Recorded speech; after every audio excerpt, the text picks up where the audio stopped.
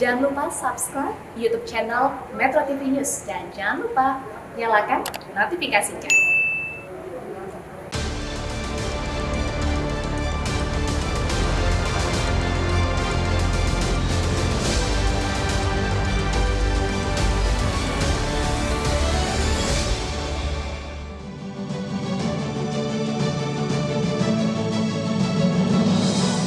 Selamat malam para pemirsa, ketemu lagi di Hot Room dengan saya, Hotman Paris. Heboh, ratusan kepala daerah dari mulai tingkat provinsi sampai tingkat daerah akan berakhir masa jabatannya. Akan tetapi menurut undang-undang, pilkada baru akan diadakan November tahun 2024. Artinya ada pejabat gubernur maupun kepala daerah, bupati, 3 bupati akan sebagai penjabat lebih dari 2 tahun. Apakah ini sesuai dengan azas demokrasi? Karena diberikan kekuasaan yang sangat besar kepada Mendagri dan Presiden untuk penunjukannya. Bagaimana cara mengawasinya agar transparan? Dan apakah ini bisa dimanfaatkan untuk kepentingan politik tertentu karena penjabat hampir 2 tahun. Inilah Hot Room, siapa penjabat kepala daerah?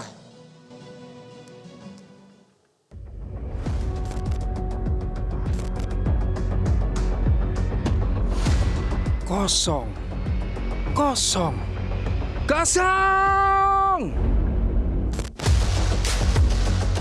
Masa jabatan 101 kepala daerah di tingkat provinsi, kabupaten, dan kota akan habis di tahun 2022 ini. Itu berarti akan banyak pejabat kepala daerah yang dipilih untuk mengisi kekosongan kepemimpinan pemerintah daerah dalam waktu yang sangat lama, yaitu hingga pilkada tahun 2024. Pengisian kursi pejabat kepala daerah ini mengundang beragam reaksi. Pasalnya, pemilihan pejabat dianggap menyalahi Undang-Undang Dasar dan demokrasi hingga dugaan politik transaksional karena proses pemilihan yang tidak transparan dan mungkin saja ditunggangi untuk kepentingan tertentu. Bayangkan saja, 5 pejabat gubernur yang dilantik pada 12 Mei lalu. Nama-namanya baru diketahui masyarakat pada saat pelantikan. Hayo, mengapa terkesan dirahasiakan? Hooters, ayo kita kawal bersama pemilihan kepala daerah ini dalam beberapa bulan ke depan supaya tetap bersih dan bukan karena titipan yang berujung kepentingan.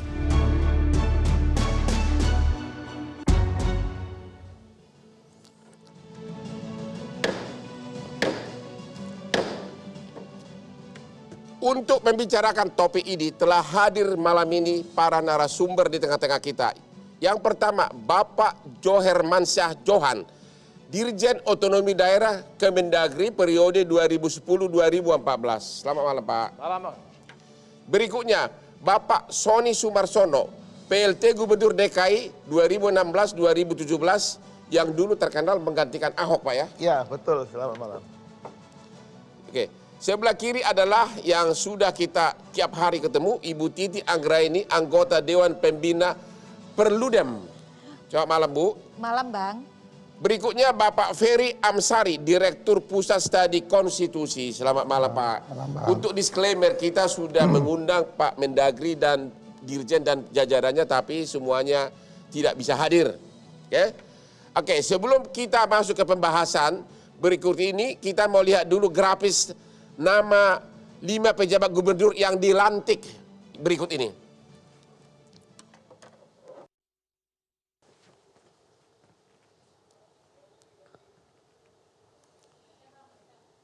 Jadi ada sudah dilantik dan ini yang menunjuk ini Mendagri atau Presiden? Presiden atas rekomendasi dari Mendagri. Dan itu tanpa transparansi, suka-suka mereka, begitu? Begitu ya? Iyalah. Jadi oke, dan ini kan pemilu masih November 2024. Iya. Apakah mereka berlangsung terus sebagai penjabat atau ada revisi? Ini temponya 1 tahun nih mereka jadi penjabat ini. Oke, 1 Kalau tahun. bisa diperpanjang lagi. Bisa diperpanjang kepada lagi. orang ini atau kepada orang yang lain. Oke, kalau begitu, akan tetapi tetap namanya penjabat dan kewenangan itu ada di presiden. Yang mengangkat dia. Mengangkat itu. Betul. 2 tahun ditunjuk murni oleh presiden. Betul, ya. Pertanyaan saya kepada Pak Jo, Ya. kenapa bisa ada undang-undang pilkada seperti itu? Kenapa dikasih 2 tahun? Padahal undang-undang itu kan dirancang tahun 2016. Betul. Ya. Apakah konseptornya sangat hebat? Iya, Dia iya, bisa iya. dia bisa menerawang ke masa depan. Iya. Kok bisa gitu? Ini Bang, ya yang saya ketahui ya, nanti Ya. Mas Sony mungkin bisa nambahkan. Siap. Bahwa Undang-Undang 10 2016 itu Ya. menganut prinsip kita bikin pilkada serentak nasional. Benar. Bulan November 2024, Ya. yaitu 541 daerah otonom di hari yang sama Ya. pilkadanya, gubernur, bupati, dan wali kota. Ya. Lalu kemudian pilkada bergelombang yang ada ditiadakan. Oke. Ya, pilkada bergelombang 2022 yang harusnya kita gelar nih tahun 2022, Ya. 101 daerah ditiadakan. Ya. Sehingga kosonglah para kepala daerah di Ya. situ. 2023 170 kepala daerah juga ditiadakan pilkadanya. Oke. 170 itu kosong lagi. Kosong lagi. Nah, untuk mengisi kekosongan di Undang-Undang 10 2016 itu ditegaskan diangkat penjabat kepala daerah, apakah PJ Bupati, PJ Wali Kota, atau PJ Gubernur. Nah, kemudian sampai berapa lama mereka menjabat?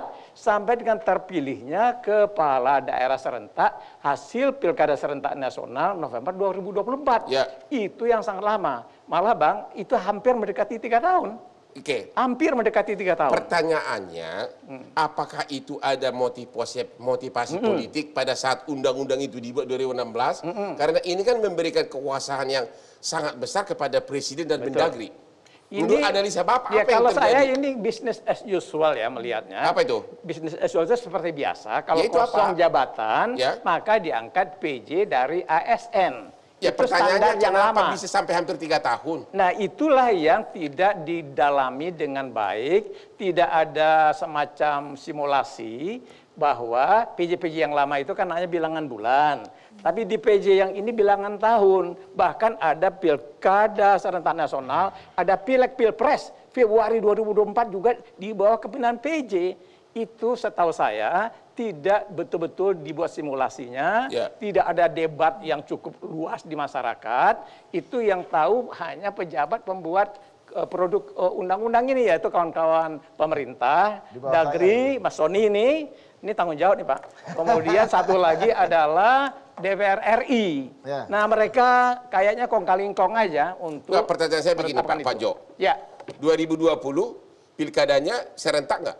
Iya, pilkada serentak juga, tapi Oke. bergelombang. Bergelombang. ya. Tapi hanya sebentar orang menjabat PJ, Di situ PLT. makanya di situ hanya penjabat itu hanya 2-3 bulan paling. Betul, 3 bulan. cuti masa kampanye. Ah. Namanya PJS. Ini Mas Sony pernah jadi PJS. Pertanyaannya kenapa waktu di pilkada 2020 cuma 2 atau 3 bulan, sedangkan 2024 Ya. ini bisa hampir 3 tahun? Ya. Apakah ada motivasi politik Ya. sehingga pas 2024 itu benar-benar dikasih kekuasaan yang absolut kepada Mendagri dan Presiden? Menurut analisa Bapak Kalau gimana? analisa saya itu tidak secara eksplisit terungkap ya ke motif itu. Ya. Jadi itu hanya baru kita sadar, awareness kita itu belakangan ini. Menurut Bapak itu hanya koinsiden, bukan hasil rancangan seorang yang dekat Ya. sama Jokowi? Ya, boleh jadi juga ada faktor itu. Begitu? Boleh jadi juga ada. Ya, yang Oh. publik tidak begitu memahami, Ya. tapi bisa saja karena kepentingan kekuasaan, Ya. karena ada pileg pilpres di 2024, Ya. kemudian ada juga pilkada serentak nasional 2024, maka ketika itu ada perancangan-perancangan. Karena Pilpres kan Februari 2024. Betul. Dan Ya. pada saat itu, Ya, semua kepala daerah adalah hasil penunjukan dari betul. Presiden. Ya. presiden dan Ya, ya, ya. jadi benar-benar orang dia semua. Jadi Bang Otmar kita mencurigai lah katakan begitu Ya. ya. Apakah itu ada satu motif kekuasaan untuk mensentralisasi pengangkatan PJ, karena nanti akan ada kepentingan-kepentingan kekuasaan di dalam pemilu dan pileg ya, katakan semacam itu ya. Ya. Saya kira analisis itu ada, bisa kita hitung itu, bisa kita pertimbangkan. Begitu? Iya. Analisa Bapak besar atau apa? Kemungkinan ke arah sana besar? Iya, kalau menurut saya ya bisa saja kekuasaan itu mencoba mengambil keuntungan ya. Tapi sayangnya waktu itu debat publiknya tidak terjadi. Oke, kita istirahat dulu, kita akan bahas. Toh kan Februari 2024 katanya Presiden periode kedua akan berakhir masa jabatannya. Tapi jadi untuk apa lagi? Oke, kita akan kembali sesudah yang berikut.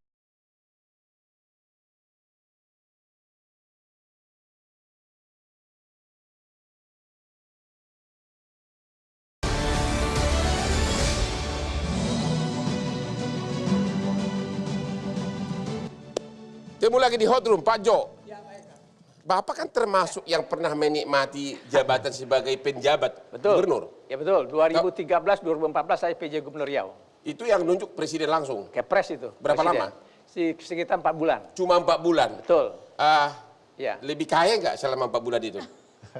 Enggak juga, malah lebih capek, ya kan? Oh, lebih capek? Gajinya sama dengan gubernur Gaji, sebelumnya? ambil gaji sebagai Dirjen Orda, Ya. tidak gaji gubernur. Ya Tapi kan? Tidak ambil gaji gubernur. biaya operasionalnya ada? Biaya operasional adalah kecil lah. Waktu itu berapa di Riau? Ya, Di Riau ya? Di Riau itu nggak banyak, itu sekitar 200-300 juta lah Per bulan? per bulan ya. Wah, gede juga ya. Iya. Oke Pak Soni, Siap. coba Abang. Bapak analisa Bapak kenapa bisa untuk penjabat kepala daerah bisa 2 tahun, bahkan ada yang hampir 3 tahun. Apakah ini memang rancangan kelompok tertentu tahun 2016 atau koinsiden?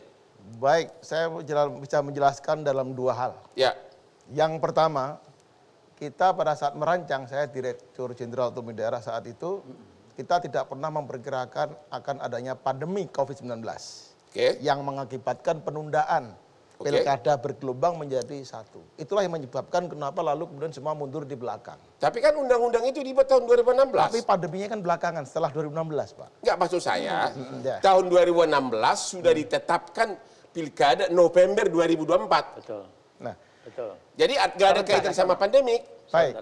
Sebenarnya itu tetapnya di ujung serentaknya. Ya. Tapi karena itu tidak akan terjadi sekarang ini, yang masif ini, apabila bergelombang jalan. 2020, 2021, 2022. Sehingga tidak akan banyak, maksimum di bawah 100. Itu masih dalam kontrol. Tapi kan pilkada. perintah undang-undang mengatakan pilkada serentak Ya. November 2024. Benar Pak? Betul. Berarti nggak benar yang kata Bapak itu tidak diizinkan pilkada bergelombang kan? Karena Tidak diizinkan. Tidak diizinkan. Ditiadakan 2020. Ditiadakan. Ya, Maksud Dan saya- itu dibuat tahun 2016 sebelum pandemik. Betul. Keputusan pilkada itu bergelombang dihilangkan, itu justru pada masa pandemi. Karena itu menjadi alasannya. Yang ideal pada saat merancang undang-undang, itu memang tidak pernah terpikirkan soal pandemi sehingga bergelombang. Apabila terjadi bergelombang 2021, 22, 23 ada pilkada, gelombang, itu dalam kontrol. Dan yang kedua sudah kita hitung secara simulasi, yang Ya. simulasi, maksimum penjabat itu nggak akan sampai 6 bulan. Jadi sesuai dengan desain undang-undang saat itu hanya 3 sampai 6 bulan. Sehingga plus lah terkontrol. Dan semua peraturan ini didesain untuk pemikiran kita sampai 6 bulan. Saya masih Ya. belum berangkat Pak. Karena saya tahu saya di undang-undang itu Ya. udah jelas-jelas disebutkan bahwa seluruh pilkada di semua daerah Ya. harus serentak. Nasional. Nah, secara nasional November 2024 tidak ada pembahasan bergelombang. Benar nggak? Ditiadakan. Ditiadakan. Pilkada Itu gelombang. sudah ditiadakan tahun 2016. Berarti tidak ada kaitannya dengan nggak ada kaitannya dengan 201 ayat 9, 10, 11. Begini. tidak ada kaitannya Oke, dengan pandemi. baik. Benar Ya, nggak? benar. Saya jelaskan dengan cara yang lain. Pak, undang-undangnya mengatakan begitu. Persis, itu adalah 2024. Ya. Ini artinya skenario simulasinya, Ya. yang dulu karena pilkada serentak itu sudah 1 periode. Gelombang 1, 2, 3 sudah itu, serentak sudah terjadi ya, Ya. 5 tahun yang lalu. Kemudian berikutnya yang agak keganggu karena pandemi. Nah, 2024 itu posisinya supaya semua jatuhnya pada tahun 2024, maka yang kosong, yang jabatannya lebih dari 5 tahun, itu perlu diisi. Saya simulasi ada 2 bulan, 3 bulan, 4 bulan. Tapi yang jabatannya lebih dari 5 tahun, itu dipotong, tidak lagi 5 tahun pejabat gubernur, dipotong setahun, potong 2 tahun sehingga berdasarkan pasal 201 dibayar gajinya tapi dia tidak kerja 5 tahun. Sehingga semua akhirnya yang kelebihan maju, yang belakangan ditutup dengan PJ, kekosongannya itu. Sebentar, saya masih belum puas. Pak Ferry kan ahli hukum tata negara. Yang saya baca di undang-undang itu, ya sudah terang-terangan disebutkan tahun 2016 bahwa pilkada serentak November 2024. Tidak ada kaitannya dengan pandemik. Tidak ada kaitannya karena pilkada bergelombang ditunda, nggak ada. Total sudah dirancang begitu. Benar atau enggak tuh? Mbak Titi dan teman-teman yang pegiat pemilu pernah menyarankan pemerintah untuk tidak melaksanakan pilkada. Enggak, saya nanya dulu, secara undang-undang dulu. Ini saya jawab ke sana, Pak. Oke. Pernah menyarankan pemerintah tahun 2020 tidak menyelenggarakan pilkada Ya. karena alasan pandemik. Oleh pemerintah jalan terus. Karena memang ada ketentuan untuk pilkada 2020. Nah, setelah itu baru kemudian digabungkan di 2024. Artinya tidak ada korelasi ini dengan pandemik sebenarnya. Karena jadwalnya sudah ditentukan seperti yang disebut Pak Jo di pasal 201. Pertanyaannya pada saat dibuat undang-undang tahun 2016, tahu nggak perancang undang-undang bakal ada yang penjabat 2 tahun atau lebih? Ya tahu. Tahu? Tahu. Nah, Jadi memang itu sudah Ya. hukum formal, tertulis. Ya, konsekuensi itu pasti sudah terhitung mestinya. Pertanyaannya, Nah, menurut Bapak ya. sebagai ahli politisi, ada nggak motivasi politik di situ kok 2 tahun penjabat gitu loh? Artinya apa? Orang yang ditunjuk itu kan pasti orangnya Mendagri atau orangnya presiden. Ya. Analisa Bapak gimana? Ya, pertama isi batin politisi saya tidak tahu, tapi mari kita urai pasal-pasal ini dengan baik. Karena bagaimanapun di dunia politik begitu ada kesempatan dalam kekuasaan, potensi penyimpangan bisa terjadi, kan begitu ya. Ya. Nah, kalau dilihat pasal ini atau ketentuan ini lahir karena putusan MK yang menggabungkan pemilu serentak. Ya. Nah, konsekuensi ini sepertinya tidak dihitung detail oleh MK. Begitu ada aturan yang katakanlah punya konsekuensi jabatan akan menjadi panjang, MK tidak mempertimbangkan agar pembentuk undang-undang dipagari, supaya tidak terjadi masa jabatan yang dipimpin oleh PJ terlalu lama. Karena konsekuensi tadi kan sudah disinggung, ini bisa menjadi lebih dari 2,5 tahun.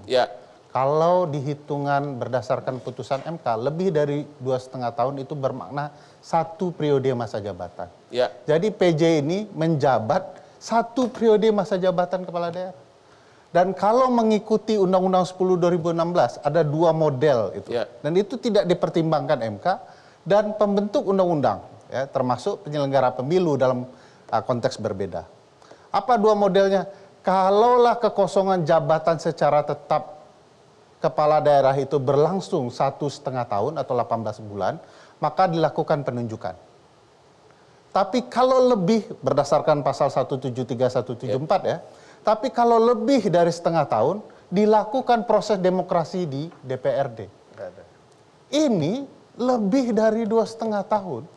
Tidak ada proses demokrasi yang saya pikir mestinya dibaca oleh pembentuk undang-undang.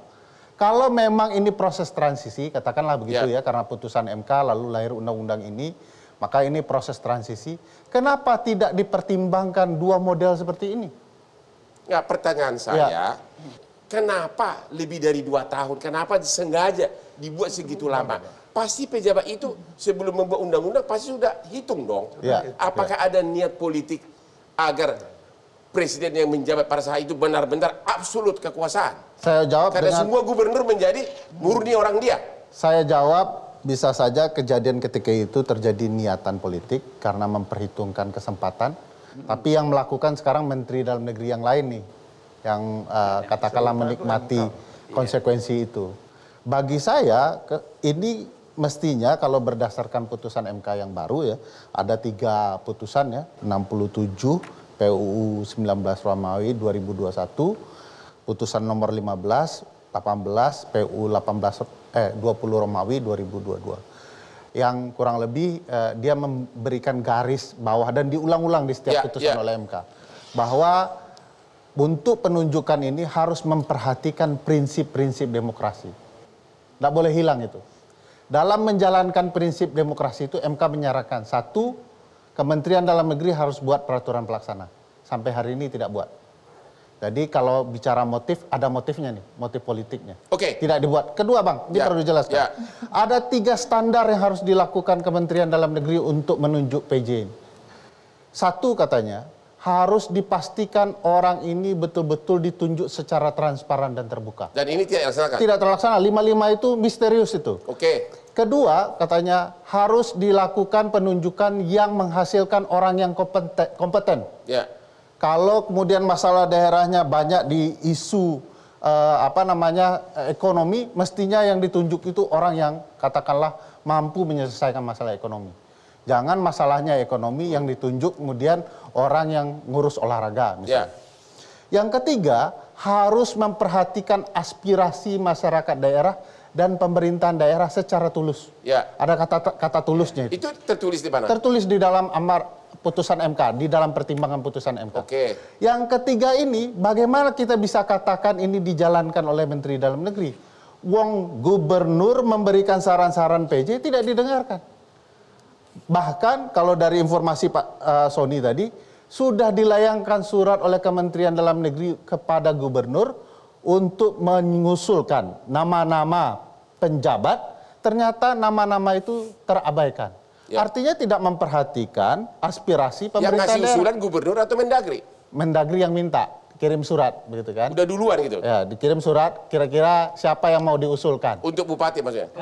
Ya, Bupati untuk dan wali bupati kota, ya. Ya. kepada gubernur. Ya. Gubernur kasih nama, ternyata tapi tidak digubris diperhatikan. oleh Mendagri. Jadi kalau bicara melanggar putusan MK, proses penunjukan ini jelas-jelas ini bertentangan dengan apa yang diminta Mahkamah Konstitusi. Oke, kita akan mendengar berikutnya wangsit dari mana Mendagri untuk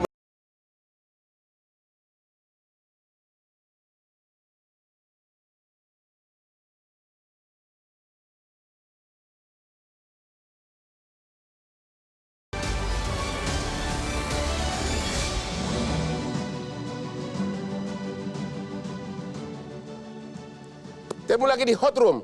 Kita akan melihat dulu grafis kepala daerah yang mengakhiri masa jabatannya 2022-2023 berikut ini. 7 gubernur, 18 wali kota, 76 bupati, total 101 tahun 2022. Ini semua diganti oleh penjabat ya. Betul. Semuanya Habis. dikasih kekuasaan kepada presiden dan Mendagri. Iya. Iya, Bupati Wali Kota Mendagri. Ya. Kemudian 2023 provinsi yang berakhir gubernur 17, wali kota 38, bupati 115. Total 170 tahun 2023. 101 tambah 170 berarti 271 murni ditunjuk oleh Presiden dan Mendagri. Benar-benar kekuasaan yang sangat besar. 2 tahun, ada yang sampai 2 tahun lebih. Walaupun direvisi tiap tahun ya. Ya, Ibu dievaluasi. Titi. Ini adalah suatu konsep yang sangat hebat pada tahun 2016. Menurut Ibu, siapa konseptor undang-undang ini tahun 2016 sehingga dia begitu jenius bisa merancang ke depan bahwa ya sehingga benar-benar absolut kekuasaan di tangan dia sekarang. Iya. Jadi Bang Hotman, saya mengikuti proses pembahasan Undang-Undang Nomor 10 Tahun 2016. Jadi relatif memahami dinamikanya. Ya. Ini yang kita bahas itu ada di ketentuan peralihan, pasal 201. Awalnya desain keserentakan tidak seperti itu. Diatur di Undang-Undang Nomor 8 Tahun 2015. Keserentakan nasional pada awalnya di Undang-Undang Nomor 8 ini itu pada tahun 2027. Jadi di 2022, 2023 kita tetap pilkada. Sehingga yang dari 2022 menjabat sampai 2027, dari 2023 menjabat sampai 2027, hasil pilkada 2020 itu menjabat sampai, karena kebanyakan dilantik 2021, menjabat sampai 2026. Penjabat itu hanya antara 2026 sampai 2027, pendek sekali. Nah di ujung pembahasan, waktu itu ini tidak ramai sama sekali. Yang ramai itu soal TNI Polri boleh menjadi calon kepala daerah tanpa mundur. Jadi ini memang luput dari perhatian publik. Meski kami sempat menyatakan, kalau ini jadi di November 2024, kami sempat berkomentar, beban penyelenggara pemilu sangat besar. Karena pemilu dan pilkada di tahun yang sama. Yang kedua, kekosongan kepala daerah definitif sangat panjang. Tapi tidak ada debat waktu itu karena kenapa? Kita langsung mempersiapkan pilkada 2017. Karena Undang-Undang 10 2016 ini ditetapkan tanggal 1 Juli 2016. Tahapan pilkada sudah di depan mata. Diskusinya sudah berubah nih. Jadi menurut Ibu bahwa bisa sampai 2 tahun lebih penjabat di rancangan Undang-Undang 2016 itu, menurut Ibu disengaja atau memang koinsiden atau bagaimana? Disengaja didesain. Karena untuk ada kepentingan siapa? Nah, ini karena waktu itu argumennya adalah supaya ada koherensi antara program-program presiden terpilih kalau dia tahun yang sama 2024 dengan eksekutif daerah yang terpilih juga tahun 2024. Di mana-mana itu kalau kompetisi dimenangkan satu kelompok, efek kemenangannya itu pasti berdampak pada kelompok-kelompok di daerah. Kan harapannya begitu. Yang kedua, visi misi kepala daerah itu kan diturunkan menjadi visi misi daerah. Nah, harapannya ketika presiden baru terpilih, visi misi presiden itu langsung diadopsi oleh visi misi kepala daerah yang terpilih. Nah, jadi itu yang kemudian dianggap. Tapi kan jaraknya beda, 9 bulan lebih. Betul, kalau terpilih presiden Februari 2024, ya kan? Itu dilantik kapan biasanya? Bang, Februari itu kan baru sekarang diputuskan. Dulu 2016, logika 5 tahunan kita kan masih di bulan April. April ke November kan dekat sekali. Tapi kan di undang-undang itu sudah jelas disebutkan Februari 2024, itu di Undang-Undang 2016. Tidak ada Februari 2024, Bang. Pemilu presiden legislatif diputuskan KPU. Baru saja di bulan Februari 2022. Dulu siklus 5 tahunannya kalau kita pemilu itu selalu di bulan April. Sekarang April ke November dekat kan? Jadi kemudian dampak dari kemenangan di nasional itu diharapkan juga bisa didapat di daerah.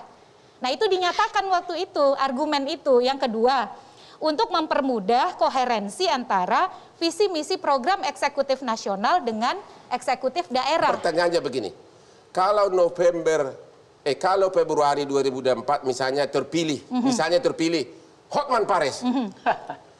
Tapi kan semua penjabat gubernur kepala daerah kan adalah yang ditunjuk oleh Pak Jokowi.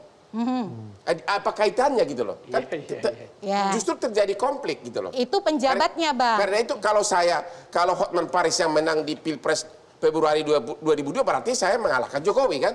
Sementara gubernur kepala daerah adalah orang-orangnya dia sampai November 2024. Logikanya di mana? Nah, logikanya begini. Ini kita jawab dulu kenapa desain pilkadanya November 2024. Kenapa? Di tahun yang sama dengan pemilu, ya kan?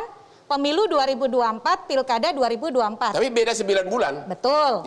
Kalau 9 bulan tuh bedanya sekarang kan desain dulu nih. Kenapa 10 2016?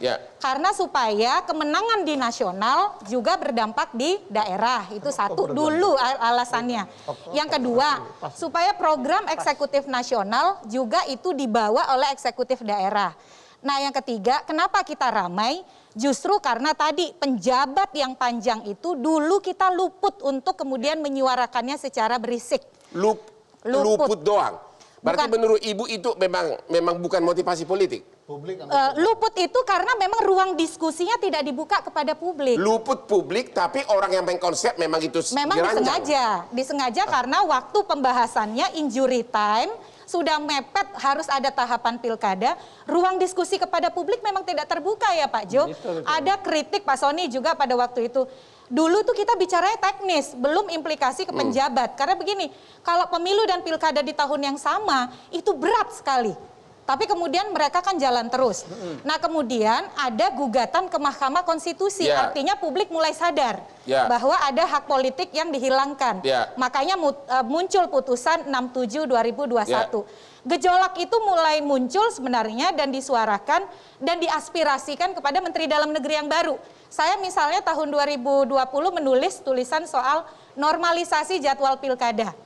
Tapi kan kemudian pemerintah tidak kemudian mengambil opsi itu. Nah, ini jadi ramainya adalah satu, terjadi di setengah lebih wilayah Indonesia. Ya. Dikait-kaitkan dengan Pilpres. Karena kenapa? Kalau mau menang Pilpres, kan harus punya perolehan suara 50% plus 1, tersebar paling sedikit dapat 20% di setidaknya 18 provinsi. Artinya presiden yang bakal ikut pemilu Februari 2024 membutuhkan dukungan dari semua kepala daerah ini. Itu asumsi yang muncul spekulasi karena proses pengisian penjabatnya tertutup. Tapi kan Pak Jokowi sudah berakhir Februari 2024. Apakah waktu itu ada kepikir bakal diperpanjang sesudah Februari 2024? Masalah terpikir atau tidaknya Bang Hotman, ini tidak bisa ditutup hubungannya karena memang masa penjabat ini hadir di tengah-tengah agenda pemilu 2024 yang satu, ada suksesi kepemimpinan. Menurut Ibu gimana? Memang itu luput dari perhatian publik, tapi konseptornya ini sangat hebat. Disengaja menurut Ibu? Menurut saya publik memang sengaja diluputkan. Pak Johan, Ya. benar nggak sengaja diliputkan itu? Atau Bapak kan bagian dari kekuasaan? Dulu ya. Iya, udah. Ya. Sengaja yang dia sehingga Ya. benar-benar perancang itu, benar-benar saya salut sama dia. Dari segi perancangan, itu tadi latar belakang sudah jelas ya. Ya. Semula kan mau diserentak nasionalkan Ya. 2027 Bang, Ya. bukan 2024. Ya. Nah kalau itu undang-undangnya Pak Jo itu. Itu iya saya ikut. Ya makanya Bapak Jadi ini, waktu itu Bapak tanggung jawab nih. Enggak ada ya. Jadi mau serentak nasional saja, tapi 2027 tidak barengan dengan pileg pilpres 2024. 2024 pileg pilpres saja. Nah pilkadanya nanti 2027. Tapi ada pertimbangan baru. Pertimbangan barunya itu kita bikin aja percepat karena dipicu oleh putusan MK. Pada tahun yang sama, 2024 itu laksanakan sekaligus pileg, pilpres, dan pilkada serentak nasional. 9 bulan ada. Pilpres kan Februari. Nggak ada masalah. Kenapa Bang? Karena presiden yang terpilih itu elected presiden bulan Februari, kan toh dilantiknya bulan Oktober 2024. Oke, pertanyaannya begini. Tadi kan siapapun yang ikut pemilu presiden Februari 2024 betul, membutuhkan dukungan kepala daerah, benar? Oh iyalah. Oke. Ya. Dan pada saat pemilu Februari 2024, hampir semuanya kepala daerah adalah orang yang ditunjuk Pak Jokowi. Betul. Benar? Betul. Pertanyaannya, apakah berarti semakin lama kepala daerah ini semakin bermanfaat untuk Pak Jokowi yang akan berakhir masa jabatan. Ya, akan berakhir masa jabatan. Tapi kan jangan hanya pikir Pak Jokowi, pikirkan di balik Pak Jokowi. Orangnya Pak Jokowi juga itu. Yang akan memimpin Republik ini. Partainya Pak Jokowi. Oh, Bapak pintar juga. Di situ Bang melihatnya. Begitu. Bang. Jadi menurut Bapak, lamanya penjabat ini sangat menguntungkan. Betul. Sangat menguntungkan rejim yang berkuasa sekarang, partai politik yang berkuasa sekarang, kepemimpinan nasional yang berkuasa sekarang. Dan menurut Bapak, itu benar-benar demokrasi sudah hilang. Ya demokrasi jadi rusak, ya kan? Rusak. Ya menurun. Menurun ya. Decline demokrasi kita, menurun, merosot. Malah ada yang bilang mundur demokrasi kita karena otonomi daerah itu Bang yang memilih bupati wali kota. Pak Jose sudah, Bapak udah pensiun. Saya masih guru besar. Tapi sebagai pejabat sudah pensiun. Jadi sesudah Bapak pensiun baru Bapak mengatakan demokrasi sudah. Oh enggak, dari dulu saya juga speak out. Ya kan? Dari dulu Bang. Nah, ini. Oke kalau gitu. Oke, kita istirahat dulu, akan kembali setelah berikut ini. Kita akan membahas nanti bagaimana transparansi penunjukan kepala daerah maupun kepada tersebut oleh Pak Presiden maupun oleh Mendagri.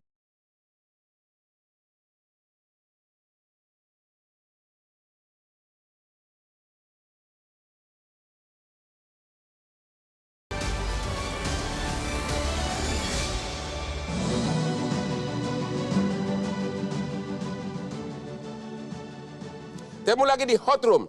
Kita akan membahas bagaimana Mendagri maupun Pak Presiden transparansi dalam memilih calon penjabat ini. Di sini ada dua penjabat adalah orangnya dari Kemendagri.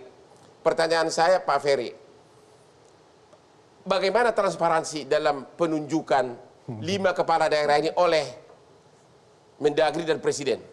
Ya tidak ada prosesnya yang menggambarkan sebagaimana yang disampaikan dalam putusan MK. Artinya Kemendagri dan Presiden melanggar putusan MK? Putusan MK. Melanggar? Melanggar. Kalau pembelaan Pak Mendagri adalah ini sudah sesuai dengan putusan MK. Tapi kalau dibaca betul putusan MK, tidak ada tindakan dari Pak Mendagri dan Presiden yang sesuai dengan putusan itu. Terutama kalau bicara soal keterbukaan. Ya. Keterbukaan ini kan artinya publik berhak mengetahui kira-kira calon penjabat gubernur yang akan memimpin daerahnya 1 tahun ke depan siapa. Ya. Apa prosesnya disebut terbuka. Bahkan 2 tahun, bahkan 2 tahun lebih. Ya, setahun, nanti diperpanjang setahun lagi, sisanya diperpanjang. Ya.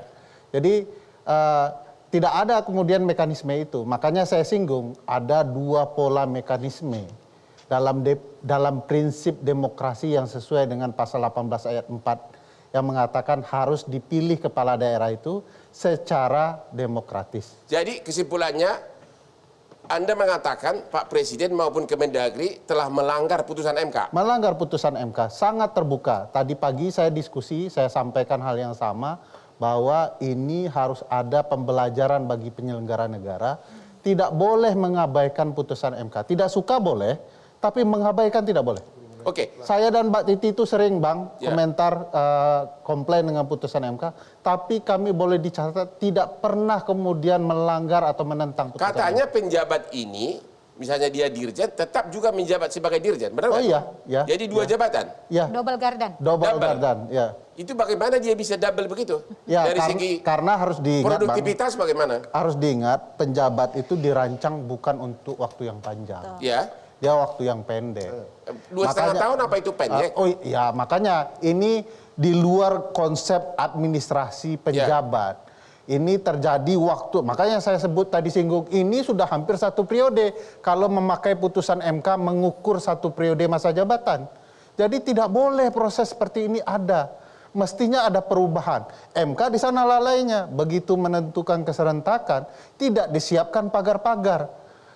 Pembuat undang-undang juga lalai. Kalau konsekuensinya panjang sekali seperti ini, akan timbul kekisruhan, tanda kutip ya, kekisruhan demokrasi. Orang sudah capek-capek memilih, kok kemudian tiba-tiba ada proses penunjukan seperti ini dengan masa yang panjang. Makanya saya tawarkan, kenapa tidak diikutkan saja apa yang ada di pasal 173, 174 itu. Atau setidak-tidaknya karena ini proses transisi, MK atau pembuat undang-undang menentukan ini gubernur atau kepala daerah lain yang sudah menjabat karena dipilih oleh rakyat diperpanjang saja. Oke. Kalau gitu Pak Soni, Ya, Bang. Bapak kan termasuk yang pernah menikmati sebagai penjabat menggantikan Ahok. Ya, betul. Itu boleh tahu nggak ceritanya Bapak? Bapak didekatin siapa? Nanti juga Pak Jo juga saya akan tanya. Bapak didekatin siapa tuh? Baik, bagi saya ini namanya penunjukan penjabat, juga pejabat Gubernur Sulawesi Utara, Gubernur Sulawesi Selatan ya 3 kali. Ya.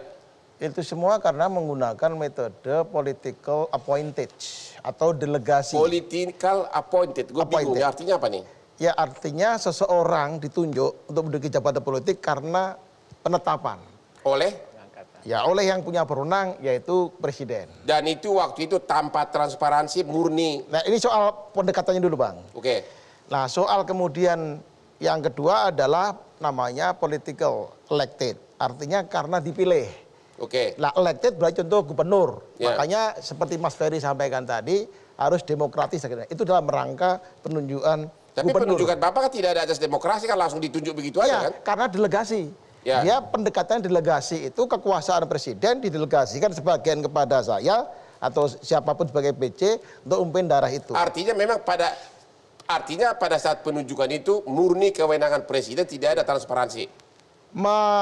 Kewenangan presiden itu hak beliau prerogatif atas usul Menteri Dalam Negeri. Dan Menteri Dalam Negeri pun tanpa transparansi main usul begitu aja. Diberikan 3 nama dengan berbagai pertimbangan atas dasar track record macam-macam itu sebulan sebelumnya sudah dideteksi dan seterusnya. Bapak berapa lama gantikan Ahok? Saya 6 bulan. 6 bulan. Ya. Boleh tahu nggak biaya operasional Bapak tiap bulan di DKI berapa dapat? DKI terbesar. Berapa, Bapak? Jadi kalau namanya biaya operasional pimpinan untuk macam-macam jamuan dan seterusnya macam itu sekitar 2,5 miliar. 2,5 miliar tiap bulan. Tiap bulan. Itu Bapak habis atau dikantongin Ya, sebagian? untuk operasional. Jadi kalau Bang Hotman datang untuk terima jamuan, duta besar datang itu masuk. Oke. Yang lainnya untuk biaya operasional rumah tangga, rumah dinas. Iya. Dan berbagai kunjungan. Ya total jenderal ya pasti. Habis nggak itu uang 2,5 miliar? Habis. Ya, bahkan pengalaman Bapak.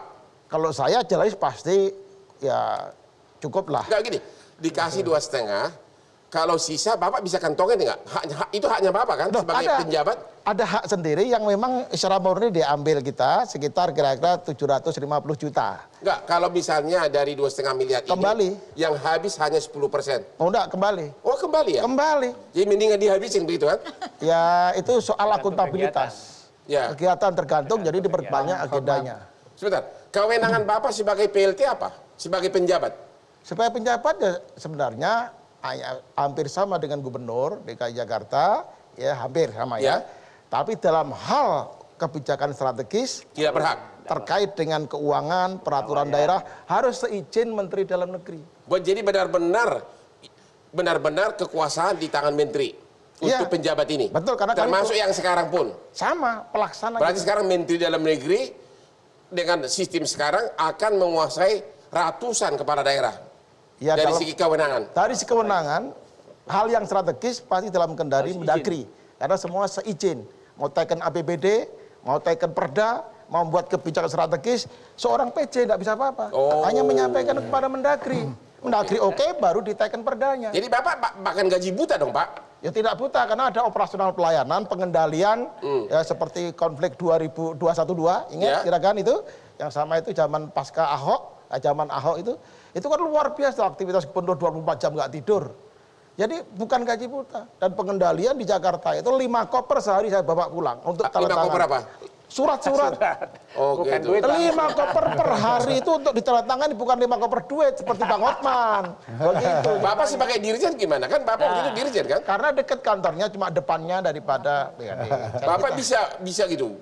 Lari sebagai dirjen, lari lagi sebagai penjabat gubernur. Konsep delegasi, kewenangan lebih banyak kita berikan kepada direktur. Hanya hal-hal yang penting kita tangani dirjen saya teken.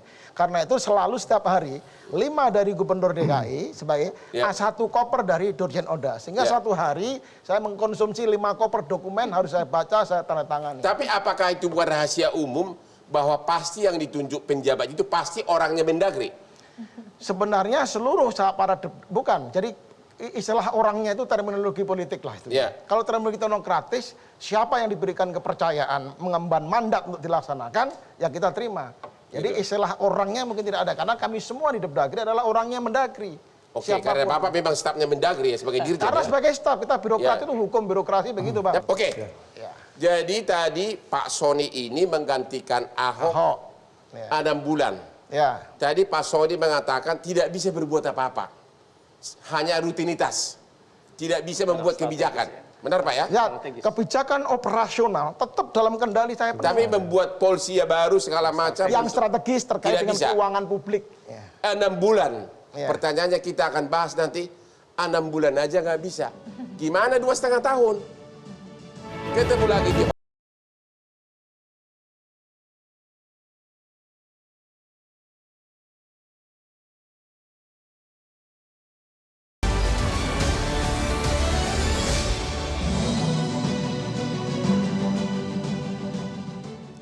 Ketemu lagi di Hot Room. Tadi Pak Soni yang pernah penjabat menggantikan Ahok mengatakan bahwa seorang penjabat gubernur itu tidak boleh melakukan kebijakan strategis. Harus minta izin atau yang berhak melakukan itu adalah Mendagri. Itu 6 bulan. Padahal kepala daerah itu kan untuk membuat kebijakan strategis. Bagaimana kalau 2,5 tahun seperti yang sekarang ini? Gimana? 2,5 tahun tidak bisa berbuat apa-apa. Apa pendapat Ibu? Pak Soni itu kan penjabat sementara ya, karena kepala daerah definitif cuti kampanye. Nah sekarang ini kita kepala daerah definitif itu tidak ada, karena kan pilkadanya ditiadakan. Dan tidak bisa mengambil langkah-langkah strategis. Kalau kata putusan MK sih, MK, karena kepala daerah itu sangat strategis bagi pelayanan publik, tata kelola pemerintahan daerah, pemimpin birokrasi daerah, maka MK menyarankan kewenangannya disetarakan dengan kepala daerah definitif. Betul. Itu kata MK. Makanya kan seharusnya supaya ini solid dibuat peraturan pelaksana. Dan belum ada mas sekarang. Tapi pemerintah kan enggan, bukan belum ada, enggan ya Prof ya, karena menganggap itu tidak wajib gitu katanya pemerintah. Jadi sebagai publik nih Bang Hotman, karena saya dipimpin oleh penjabat juga ya di Banten, tidak salah dong kalau saya merasa ini resentralisasi nih. Apa itu artinya? Artinya pengambil alihan kewenangan karena apa-apa harus izin Mendagri. Semua beralih ke pusat. Lah, betul kan? Mau bikin apa yang anggaran, mau bikin kebijakan, mutasi dan lain sebagainya, semua harus satu pintu. Dan itu lebih dari 2 tahun. Dan itu lebih dari 2 tahun. Menurut di saat, Ibu itu apa? Apa pelanggaran putusan MK, pelanggaran konstitusi atau tidak fair atau apa? Kalau bahasanya udah Ferry kan tadi tidak melaksanakan putusan MK. Kalau saya menyatakan pengabaian putusan MK, pengingkaran putusan MK dan tidak melaksanakan mematuhi putusan MK. Pemerintah ini harusnya jadi contoh yang baik bagi publik soal kepatuhan pada hukum. Ya. Mengapa? Kan memang tadi ketentuan soal satu peraturan pelaksana, kewenangan penjabat yang sama dengan kepala daerah definitif, itu adanya di pertimbangan hukum. Ya. Baru di amar putusannya memang ditolak pemohonan pemohon. Tapi di pertimbangan hukum ada Pertimbangan pesan. hukumnya ada. Pertimbangan hukum itu kan pandangan-pandangan konstitusional Oke, kan? Pak Ferry, tadi Ibu Titi sama Pak Ferry mengatakan bahwa sistem penunjukan penjabat sekarang melanggar putusan MK, ya kan? Kalau Bapak tidak setuju misalnya Gubernur Banten ya, Bapak tidak setuju, lu pengangkatannya melanggar putusan MK, ada upaya hukum nggak? Bapak bisa gugat nggak akan dicopot? Ya, jadi kalau di dalam Undang-Undang Administrasi Pemerintahan itu ada 3 hal yang perlu diperhatikan pejabat atau usaha negara, termasuk dalam hal ini Menteri Dalam Negeri. Ya. 1, dia tidak boleh melampaui wewenangnya. Kedua, tidak boleh mencampur adukan kewenangannya. Ketiga, tidak boleh sewenang-wenang. Salah satu indikator seorang pejabat tata usaha negara itu melakukan perbuatan sewenang-wenang adalah mengabaikan putusan pengadilan. Pertanyaannya, kalau Bapak menganggap penunjukan 5 gubernur tadi melanggar sewenang-wenang, Bapak bisa gugat nggak akan dicopot? Nah, Abang lebih paham ini, kalau di Undang-Undang Administrasi Pemerintahan, Undang-Undang 30 2014 itu konteksnya, semua pelanggaran administrasi yang terjadi di sana akan dibawa ke Pengadilan Tata Usaha Negara. Ya. Kalau ada pengabaian terhadap putusan Mahkamah Konstitusi atau peradilan, maka seluruh kebijakan dan tindakan tata usaha negara itu harus dinyatakan tidak sah. Pertanyaannya, Bapak kan berapi-api mengatakan itu melanggar. Ya. Bapak kok belum bertindak secara hukum? Ya, saya mau mengatakan ini tidak sah. Maksud saya? Apakah kemudian saya boleh bertindak? 2 hal yang harus dipertimbangkan. 1, legal standing saya. Apakah berkaitan dengan 5 itu atau tidak? Kedua, saya tidak mau kalah dengan konyol. Kalau memang ada niatan dari awal memang ini akan memaksakan konsep sentralisasi. Ibu sebagai warga Banten kan punya legal standing. Kenapa Ibu tidak gugat di pengadilan Tung? Bapak Ibu teriak-teriak aja di hot room. Karena pengacaranya yang namanya Hotman Paris tidak mau mendampingi saya. Kita bicarakan. Oke, saya mau tanya soal TNI Polri. Ini juga perdebatan. Ya, boleh. Apakah TNI Polri aktif boleh nggak ditunjuk sebagai penjabat? Gini Bang, prinsipnya di dalam Undang-Undang 10 2016 itu yang boleh jadi penjabat untuk PJ Bupati Wali Kota adalah jabatan struktural ASN. Sama dengan eselon 2 lah. Kalau yang gubernur JPT Madya, sama dengan eselon 1. Nah, dengan demikian mereka yang ada di lingkungan TNI dan Polri, sepanjang mereka memegang posisi sebagai JPT Madya, JPT Pratama, di kurang lebih di Undang-Undang TNI 34 nomor 34 tahun 2004 itu ada 10 kementerian lembaga yang diberi peluang kalau orang memegang jabatan itu dia tidak perlu copot baju tentaranya atau polisinya. Contohnya Lemhanas, ya kan. Kemudian ada berbagai macam lembaga lainnya, termasuk di Polhukam, ya. Murni dari dinas militer nggak boleh gitu. Misalnya dia dari Pangdam langsung dari nggak boleh. Enggak. Tapi kalau dia duduk misalnya di jabatan seperti yang dipraktekkan empirik ya di Polhukam, orang Polhukam, staf ahli di Polhukam. Bintang 2 lalu di PJ kan seperti zaman lalu di Sulawesi Barat ya. Lalu kemudian masuklah dia menjadi PJ. Nah sekarang kan ada praktek tuh Kabinda menjadi pejabat bupati di Sulawesi Tenggara. Katanya ada Bupati Seram bagian Barat. Iya, Seram bagian Barat. Ya itu apa tuh? Dia katanya masih TNI aktif. Bintang 1, ya. Bintang 1. TNI aktif. Iya, kepala BINDA, kepala Badan Intelijen Daerah. Itu tidak memenuhi syarat jadi penjabat. Kalau memakai Undang-Undang 23 2014, 2004 Undang-Undang TNI tadi, dia Badan Intelijen termasuk 10 lembaga yang dibolehkan menjabat jabatan JPT Pratama dan pakai baju tentara aktif atau polisi aktif. Jadi yang artinya slot undang-undang legal boleh, tapi belakangan kalau saya tidak salah ada putusan MK. Nah, di putusan MK itu tegas hanya mereka boleh memegang jabatan di lingkungan posisi yang ditunjuk tadi. Misalnya di BINDA ya di BINDA saja. Kalau dia pindah ke jabatan struktural ASN yang dilakukan seleksi dengan secara pembentukan kompetitif dan terbuka, itu putusan MK tidak membolehkan. Putusan MK tidak membolehkan. Nah, jadi artinya ini sekarang kalau merujuk putusan MK itu sebetulnya melanggar putusan MK. Oke. Saya boleh respon itu dulu, Pak? Oke, sambil juga jawab. Ya. Berarti sistem sekarang yang bisa penjabat lebih dari 2 tahun, menurut Bapak ini menguntungkan Pak Jokowi dan Kemendagri atau menguntungkan siapa? Ya. Sebelum menjawab itu, karena yang tadi juga cukup seksi menurut saya.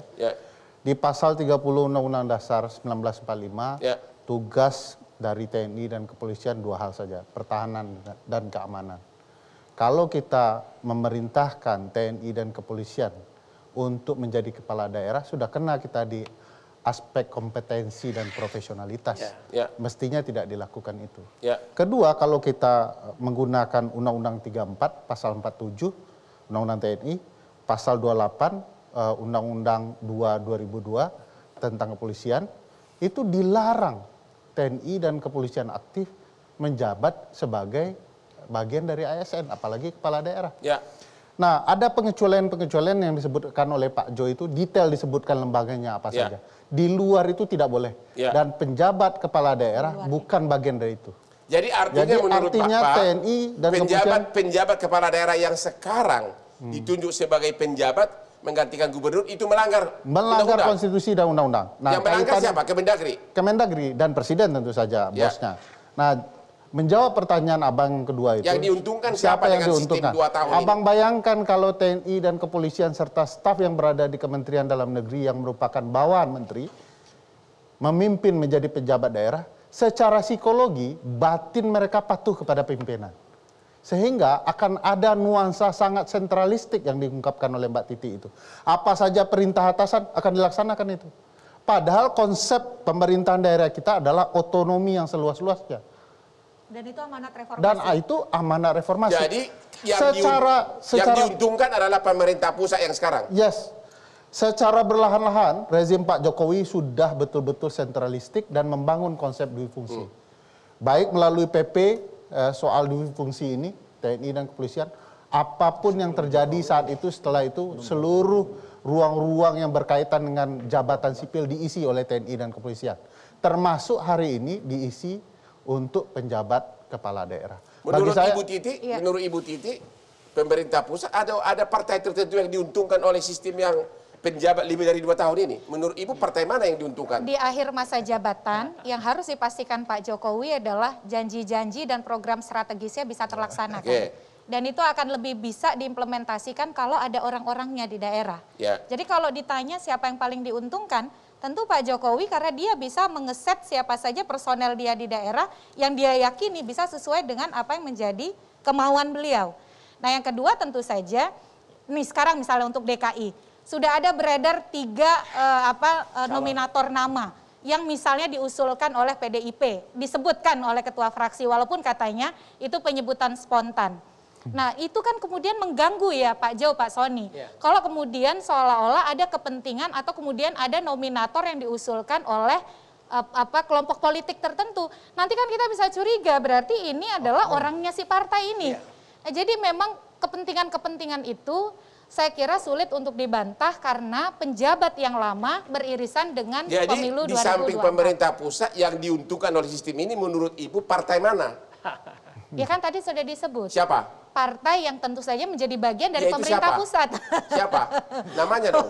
Pak Bang Hotman kayak nggak tahu saja. Apa? PDIP? Salah satunya. Oke. Kita istirahat dulu. Di segmen berikutnya kita akan membahas bagaimana caranya mencegah sentralisasi ini. Temu lagi di Hot Room.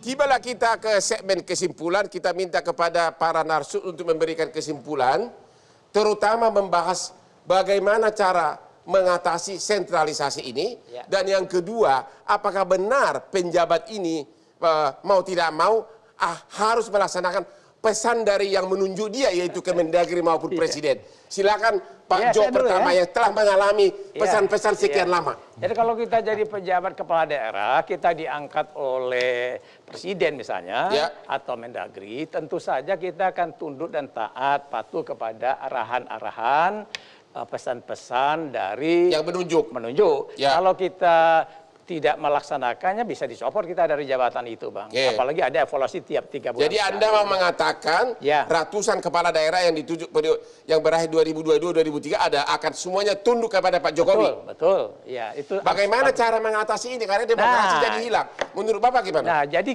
cara mengatasi yang paling jitu adalah kita mengikuti putusan MK. Kalau dia tidak diikutin? Kalau dia tidak mengikuti, maka yang akan terjadi adalah kasus-kasus ini akan berulang kembali dan berulang kembali, Bang. Karena ini baru episode awal. Ada 101 di tahun 2022 PJ dan ada 170 PJ di tahun 2023. Bayangkan itu damage-nya kepada penyelenggaraan pemerintahan daerah yang baik. Yang saya lebih khawatirkan adalah penyelenggaraan pemilu dan pilkada serentak nasional yang berintegritas dan berkualitas. Itu bisa terganggu.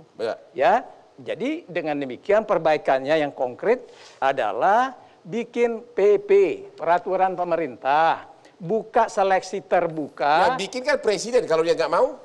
Nah itu dia, publik sekarang mengusulkan, ini kan solusinya. Kalau kita mau cari solusi dengan cara kebijakan yang ada sekarang, tidak akan ada solusi. Bapak tidak ada niat menggugat? Nah kalau yang menggugat tentu harus ada legal standingnya. Nanti kita pelajari dengan kawan-kawan dari Pak Soni, ahli hukum tata negara, Bang. Kesimpulan Bapak gimana cara mengatasi pemusatan kekuasaan di pemerintah pusat dan bagaimana caranya menghindari agar ini penjabat ini ratusan kepala daerah ini memang benar-benar adalah orangnya pemerintah pusat. Yes man gitu loh. Baik, yang jelas saya sependapat dengan Profesor Jo. Ini soal hukum birokrasi. Kita pasti tunduk tegak lurus kepada Presiden karena kepres kita dari Presiden. Sehingga untuk memastikan bahwa apa yang menjadi visi misi target dari Presiden di daerah yang kita kerja itu tercapai. Itu yang paling pertama kali. Tunduk kepada yang memerintah. Itu hukum birokrasi. Yang kedua kemudian kalau mengatakan dalam konteks demokratisasi penunjukan karena ini political appointed sebagai konsep delegasi dari Presiden, itu sebenarnya prosesnya bisa dilakukan sebelum 3 masuk ke Presiden. Jadi kan 3 usulan dari Mendagri masuk ke Presiden. Nah menjadi sebelum 3 inilah yang sebenarnya bisa dilakukan berbagai pertimbangan, konsultasi, kemudian dibuka itu. Tapi ketika 3 di samping Presiden, soal Presiden memilih nomor 1, nomor 2, 3 itu prerogatif Presiden. Tapi proses menuju 3 inilah yang kemudian harus dilakukan. Kalau saya dibuka juga tidak apa-apa. Karena ini juga menyangkut. Jadi Anda mengkritik Kemendagri karena tidak melakukan itu? Bukan tidak, mungkin Pak Mendagri sudah melakukan. Mungkin kok, masa Bapak nggak tahu? Ya, karena kita nggak tahu persis, kita berenang dalam. Tapi beliau saya lihat juga nanya sana, nanya sini. Tapi nanyanya kan di kamar, kita nggak tahu yang ditanyakan apa. Itu persoalannya. Tapi pasti ada pertimbangan, track record, kemudian berbagai pertimbangan lain. Kalau itu tidak dilakukan, Bapak sependapat bahwa benar-benar sudah terjadi pelanggaran demokrasi? Sebenarnya bukan pelanggaran, tapi lebih kepada tingkat intensitas demokrasinya itu kemudian berkurang dikit gitu menurut Bapak. Jelas Pak, itu soal bobot saja. Ibu Titi gimana? Menurut Ibu Titi berkurang banyak atau pelanggaran serius, dan bagaimana cara mengatasinya dalam waktu dekat ini? Karena 2022, 2023 masih banyak waktu. Pertama Bang, pengisian penjabat itu sudah dinyatakan Mahkamah Konstitusi sebagai konstitusional sebagai ruang transisi menuju pilkada serentak secara nasional. Tapi jangan mentang-mentang transisi lalu seenaknya saja. Makanya diberi pagar-pagar agar tetap sesuai prinsip-prinsip demokratis, terbuka, transparan, akuntabel, dilakukan pemetaan kebutuhan real daerah. Nah, oleh karena itu sebenarnya rambu-rambunya itu sudah jelas. Kenapa Kemendagri tidak diawasi DPR? Karena ya itu yang kita tanyakan nanti kepada anggota DPR Kenapa kita baru tanya ya. sekarang? Nah, karena nggak ada wakil kita nih. Itu juga menjadi pertanyaan. Tapi saya ingin menyatakan pengisian penjabat ini sebenarnya bisa jadi pintu masuk legacy terbaik Presiden Joko Widodo. Karena kenapa? Kalau dia kemudian bisa meyakinkan bahwa mekanismenya tidak ada anasir-anasir politik praktis, pragmatis, maka meninggalkan misalnya penjabat-penjabat yang satu diterima daerah. Kalau diterima daerah kan otomatis akselerasi pembangunan di sisa masa jabatan bisa baik. Nah, oleh karena itu kepada Presiden Joko Widodo, manfaatkan momentum ini untuk menjawab keraguan publik. Yang eksklusif itu memang bisa cepat. Tapi kita membuat prasangka, praduga yang bisa menimbulkan spekulasi yang tidak perlu sebenarnya. Di Singapura maupun di negara-negara Eropa, kalau orang tidak melaksanakan putusan pengadilan, apalagi pejabat, itu bisa contempt of court. Menghina pengadilan, bisa masuk penjara. Menurut Ibu sudah waktunya nggak DPR menggolkan undang-undang contempt of court? Kurang apa lagi? Ini kan putusan MK. Menurut Ibu gimana? Kalau Abang setuju, saya dukung. Saya udah lama teriak-teriak. Marwah peradilan harus kita jaga. Benar. Forum ini harusnya menjadi forum public support untuk menjaga marwah peradilan. Karena kalau bukan kita yang menegakkan dan ada pengabaian oleh institusi atau aparatur negara, kan masyarakat yang harus mempertahankannya. Oke Pak Ferry, jadi bagaimana caranya menjaga agar penunjukan PJ ini benar-benar transparan? Bapak tadi udah uraikan panjang lebar, tapi itu kan teori isi putusan MK tidak dilaksanakan. Sekarang bagaimana caranya agar transparansi itu bisa terjadi? Satu kan tadi saya sudah uraikan, Bang. Apakah harus demo? Tadi kan saya uraikan satu bahwa ada modelnya. Kalau model yang ditentukan di dalam Undang-Undang 10 itu karena ini lebih dari 1,5 tahun dijalankan dengan dibuat peraturan pelaksana, selesai nih urusan. Akan ada ruang yang lebih terbuka kan karena itu di DPRD misalnya. Atau model yang kedua bisa dilakukan kalau kemudian Kementerian Dalam Negeri melibatkan publik di daerah. Saya bisa mengatakan bisa dua modelnya, bisa diperpanjang atau kemudian melibatkan DPRD daerah. Pertanyaannya, kalau tidak mau... menurut pertanyaan Abang itu saya jawab, kalau ini semua dilanggar, kan terjadi pelanggaran konstitusi itu. Maka ada dua ruang, secara pidana bisa contempt of court. Kedua ada ruang administrasi. Ini bisa menjadi pembelajaran bagi Menteri Dalam Negeri dan Presiden. Kalau segala satu tindakan administrasi dilakukan sesuka-sukanya bisa dibatalkan. Artinya Pak Ferry menyarankan nggak apa-apa dicoba gugat gitu loh. Ini sebagai pembelajaran gitu. Ya, masyarakat daerah kan ada 271. Bayangkan kalau 271 masuk pengadilan. Ini akan jadi pelajaran dan harus diingat pengabaian putusan MK, pengabaian pasal-pasal itu bisa berimbas. Bapak kan ahlinya, kenapa Bapak nggak bergerak? Ya kan saya sudah bilang tadi Bang, kalau Sumatera Barat. Yang paling afdol bergerak menggugat itu adalah kepala daerah yang dicopot sekarang ini. Jadi kan ada banyak kepala daerah 271 nantinya. Mereka punya legal standing yang kuat yang menggugat ke pengadilan. Apa Ibu Titi akan mulai mengorganisir? Dukungan dari Bang Hotman tentunya. Begitu. Itu cara terbaik untuk mengingatkan agar transparansi. Soal berhasil atau tidak itu hal lain gitu. Kalau seluruh kepala daerah peduli dengan konstitusi kita, putusan MK, demokrasi kita, mestinya mereka mengabaikan ruang-ruang takut dengan partai pengusungnya. Dan perlawanan itu sebenarnya kan sudah mulai tampak ketika ada yang dipilih Mendagri dan tidak mau dilantik oleh gubernur. Kan itu hampir sesuatu yang jarang kita lihat ya Pak Jo ya. Perintah untuk melantik tapi kemudian tidak dilakukan walaupun bahasa-bahasanya ya kami bukan tidak mematuhi dan lain sebagainya. Sudah pernah dulu juga di Kaltim, juga Sekda bahkan bukan Mendagri. Presiden keluar SK, kemudian gubernurnya nggak mau melantik. Dan saya akan ingatkan ya bahwa dampak Bang, kalau tidak dilantik oleh gubernur itu kan terjadi konflik antara gubernur yang notabene wakil pemerintah pusat dengan pemerintah pusatnya. Padahal dia adalah wakil kita di provinsi. Sehingga dengan demikian akan terjadi konflik antara gubernur sebagai wakil pusat dengan pihak pemerintah pusat, dalam hal ini presiden. Dan itu efeknya kepada efektivitas menjalankan pemerintahan daerah. Si PJ-PJ yang diangkat ini, PJ Bupati, PJ Wali Kota, kalau tidak dilantik kan bisa di take over pelantikannya ke Jakarta oleh Mendagri. Tapi ketika dia bekerja di daerah, gubernur tidak support. Bang, tadi kan abang bertanya kenapa DPR kita diam saja. Karena DPR kita diisi oleh partai pendukung pemerintah mayoritas. Sebenarnya kalau presiden dan menteri dalam negeri melanggar konstitusi sudah bisa bermasalah itu. Bisa di-impeach bahkan begitu. Tapi karena mayoritas, ya begitulah ceritanya. Itulah bagian dari tadi sentralisasi itu. Yes. Oke. Sudah.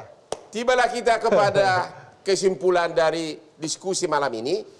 Kita harus waspada terjadinya sentralisasi ke pemerintah pusat karena itu bisa melanggar konstitusi dan melanggar demokrasi. Dan kami mengucapkan terima kasih kepada para narasumber.